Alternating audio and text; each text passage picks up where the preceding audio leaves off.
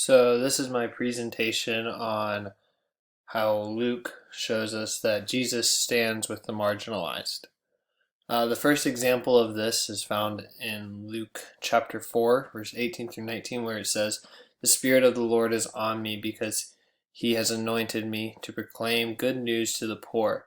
He has sent me to proclaim freedom for the prisoners and recovery of sight for the blind, to set the oppressed free, to proclaim the year of the Lord's favor." So right here, Jesus is quoting Isaiah, but also while doing so, he is outwardly proclaiming that he is there for a specific group of people. He is there to purposefully minister and heal and be with a group of people who are casted out by society, specifically pointing out the poor, prisoners, and the people who are physically incapable of participating in society. And here he says for the blind, but that also is shown through people who are crippled or who are lepers. And that's just the first example that we see in the book of Luke. The next example is the story of the Good Samaritan. I did not have enough room to put the entire parable of the Good Samaritan, but it is a very familiar parable. But I just highlighted some of the key verses.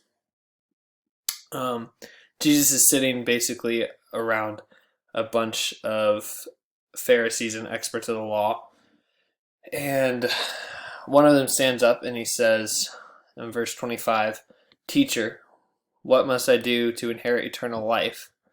And I accidentally went back. So what must I do to inherit eternal life? In verse 26, Jesus replies, "What is written in the law? And how do you read it?" And then Jesus answered, "Love the Lord your God with all your heart, with all your soul, with all your strength, with all your mind, and love your neighbor as yourself." Jesus then goes into the story of the Good Samaritan, where he pretty much lays out this man who's on the side of the road, who's been beaten, who's crippled, who's been stripped of all his belongings, who's probably laying there naked in some people's opinion. And three different people approach the man, two of which should be the people that help this man to get to safety, and one of which would be the person that would traditionally would ignore this man. But what Jesus shows is that the two people who you think would be the ones to help this man in need, a Pharisee and a priest, don't help this man.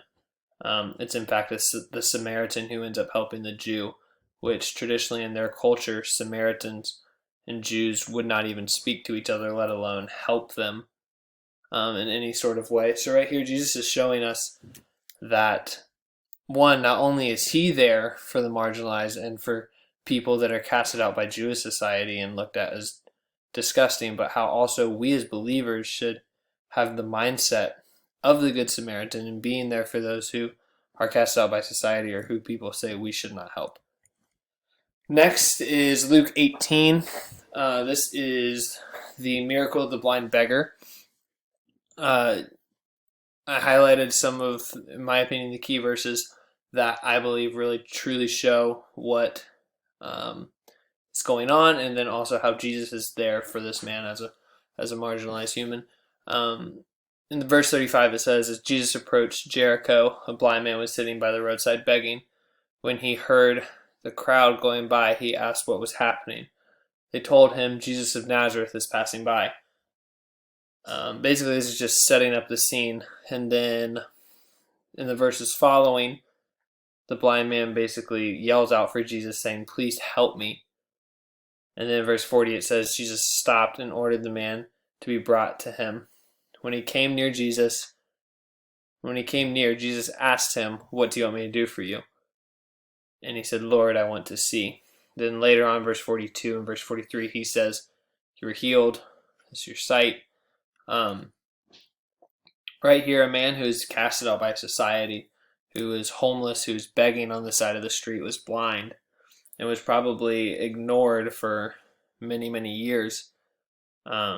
Jesus, as soon as this man yells out for Jesus, Jesus immediately answers him and says, "What do you need from me?"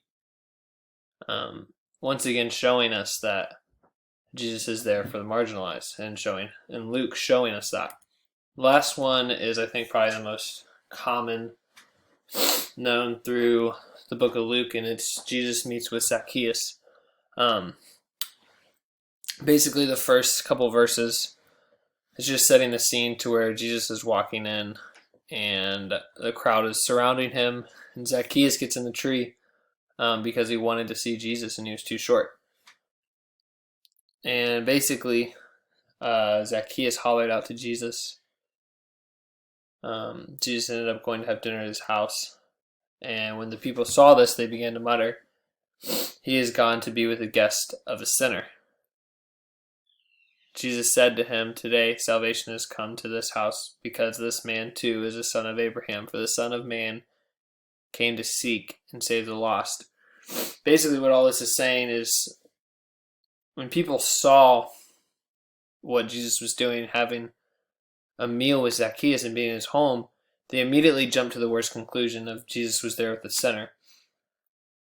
But what Jesus is saying is that the Son of Man, aka himself, came to seek and save the lost, and to be with them, and to be intentional with them. Once again, Luke just showing us that Jesus is there for the marginalized, and Jesus is there for the sick and for the lost. And this is what it all means. It says, by Luke showing us how Jesus was constantly reaching out to people thrown away by society, I think it gives us the picture of who Jesus truly was. Jesus was someone who was able to fit in all circles, but at the heart of his ministry, Jesus reached out to those who were pushed away by everyone else. Through these verses, we see the heart of Jesus, and also the calling that it gives us as believers. As believers, we are called to love everyone and to spread the gospel to the ends of the earth. When I read these verses, it calls me to reach out to those who are neglected by society and try to show them that Jesus is there for them and that he loves them. And these are my sources. Thank you very much.